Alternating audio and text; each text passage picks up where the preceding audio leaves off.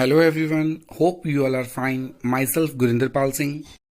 In this video, we will study chapter number 9 of class 9th, that is force and laws of motion. We will study about introduction of force, types of forces, Newton's first law of motion, types of inertia, Newton's second law of motion, Newton's third law of motion, and law of conservation of momentum. So students, in the previous chapter, we have discussed the motion of a body in 1, 2 and 3 dimensions without taking into the consideration of the cause which produces the motion.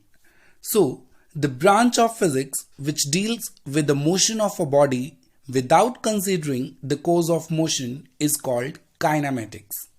Now, in this chapter, we will discuss the motion of a body by taking into the consideration the cause, that is, force which produces the motion. This branch of physics is called dynamics. Our day-to-day experience tells us that a body at rest remains at rest unless someone pulls it or pushes it. In other words, some push or pull, that is, an external agent, is needed to set a body in motion from its rest position. Similarly, if a body is moving over a surface, then again some push or pull is needed to stop the motion of a body. For example, we put our hand in the path of a moving ball on the surface of floor to bring it to the rest. A body running in a playground can be stopped by dragging him in the backward direction. In order to clarify this concept, I'll give you more examples. As you all are familiar that if we want to open a door, we have to push the door handle. Similarly, when we want to close it, we have to pull it. This shows that in order to move the body, we need to pull or push. This pull or push is called force. Likewise, if we need to hammer a nail in wood, we have to strike the hammer on nail with great strength. So combining both, we can sum up that the pushing and pulling or the strength is force. We can define it in an technical language as an external influence which when applied on a body can bring about changes in it. Also we can say force is a physical quantity which causes a motion in a body, or which opposes the motion of a body, or which changes the direction of motion of a body. The changes that can be brought about in a body are change in position, change in direction, change in dimension, and change in speed of body. Kicking of football is an example of change in position. Applying force on steering wheel of a car is an example of change in direction. Squeezing a tube of toothpaste is an example of change in dimension. And accelerating a car is an example of change in speed of body. So students, next we will study about types of forces. We have two types of forces depending upon whether the effect of force is seen or felt or not. That is, balanced force and unbalanced force. In balanced force, the equal and opposite force acting on a body which will not make the body move. For example, if we have a box and in order to move it, we apply force. Let's say the same force is acting on an object from opposite sides. Then both forces will cancel each other's effect as their magnitude is same and both are acting from opposite sides. So the resultant force will be zero. In unbalanced force, the unequal and opposite force acting on the body which will make the body move in the direction of greater force applied. For example, if we have a box and in order to move it, we need to apply a force. Let's say the force of unequal magnitude is acting on an object from opposite sides.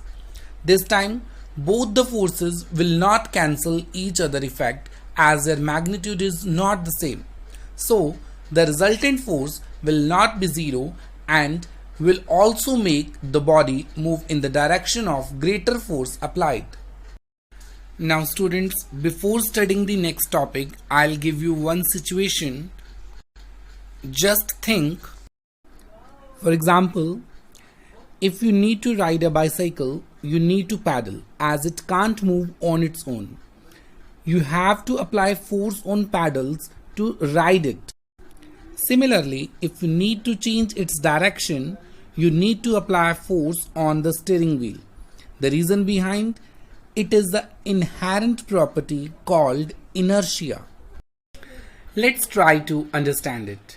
It is an inherent property that is present in all bodies from the time of their origin. That means this property is not fended into a substance, it is present from the time of its origin. This property actually resists any kind of change in body by itself, like if we need to ride a bicycle, we have to pedal it. It will not move on its own. We need to apply force by pedaling it. So students, very important thing that you need to understand here is that in order to move or change any property of body, we need to overcome inertia.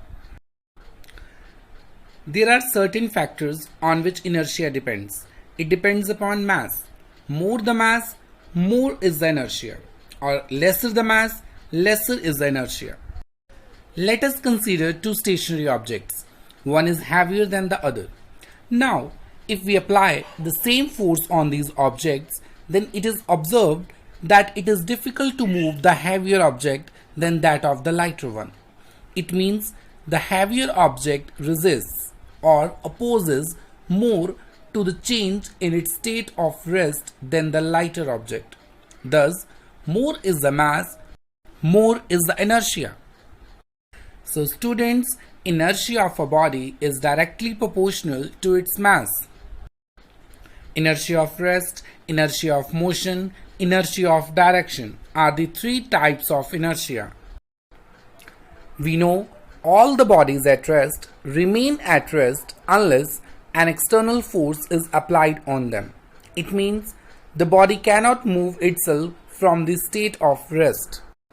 This inherent property of the object, by virtue of which it remains at rest unless an external force is applied on it, is called inertia of rest.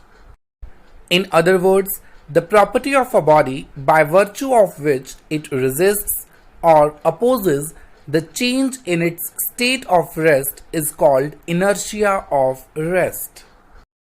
Now we will study the examples of inertia of rest. Students, we know that when a bus suddenly starts moving forward, the passengers of the bus fall backward. What is the reason behind it? Let me tell you about this. This is because the lower part of the bodies of the passenger being in contact with the floor of the bus come in motion along with bus, whereas the upper parts of the bodies remain at rest due to inertia of rest. Hence, they fall backward. Similarly, a careless rider falls backward when horse runs suddenly.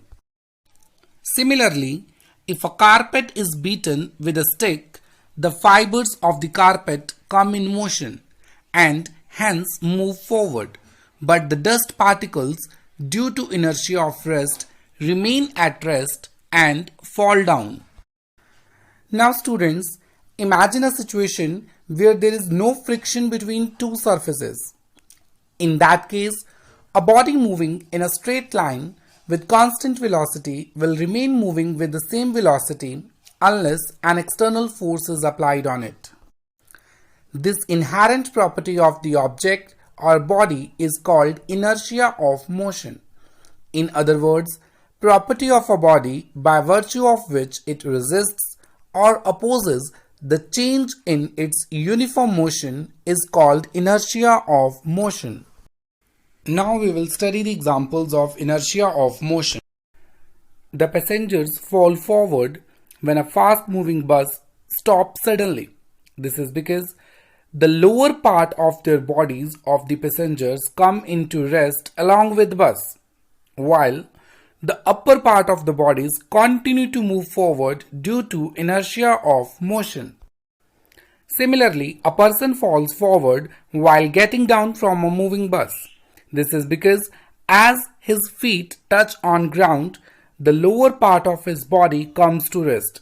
On the other hand, upper part remains in motion due to inertia of motion, and hence he falls forward. Now students, we must know that a body moving in a particular direction can never change its direction by itself unless a force is applied on it. This property of the body is called inertia of direction.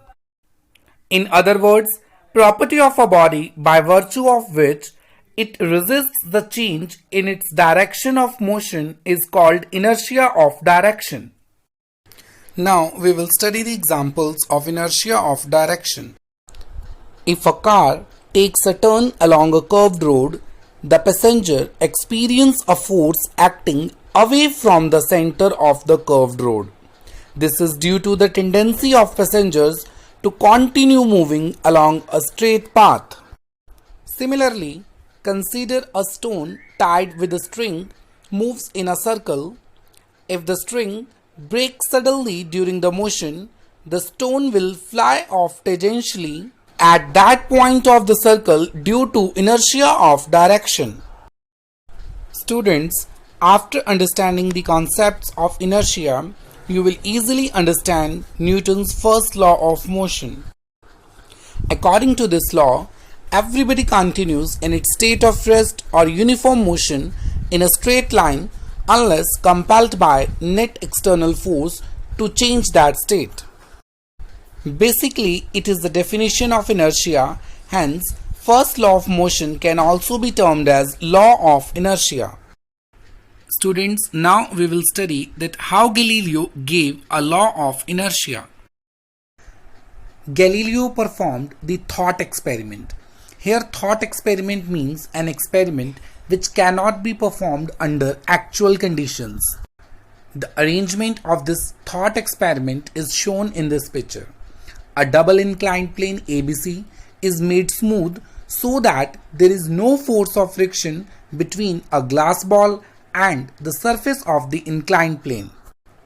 Galileo observed that a ball released from the top of an inclined plane AB reaches up to the same height on the second inclined plane BC from where it was released on the inclined plane AB. Then the slope of second inclined plane BC was decreased. Again, ball was released from the top of the inclined plane AB, that is from height h. Once again, ball reached up to the same height h on the second inclined plane BC after traveling a larger distance. He concluded that the ball would reach the same height no matter how small the slope of second inclined plane is, provided there is no force of friction between the ball and the surfaces of the inclined planes. Finally, the slope of second inclined plane was reduced to 0. Now, the ball released from the top of the inclined plane AB found to move indefinitely with constant velocity. From the observations of this experiment, Galileo gave a law of inertia.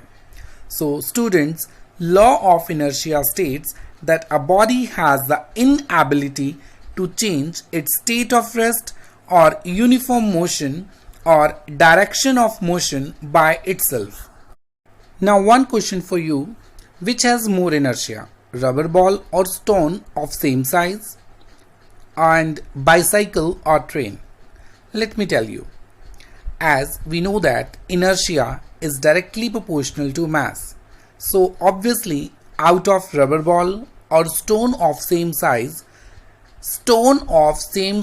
has more inertia. And secondly, out of bicycle and train, we know that train has more mass. So train has more inertia. My next question is why some leaves detach from a tree when branch of tree is shaken. The reason behind it is that initially the branch of tree and its leaves and fruits are in state of rest. But when force is applied on the branch of a tree, the tree comes in motion. But due to inertia of rest, the leaves and fruits remain in state of rest, hence falls down. Hope you like this video. Thank you so much.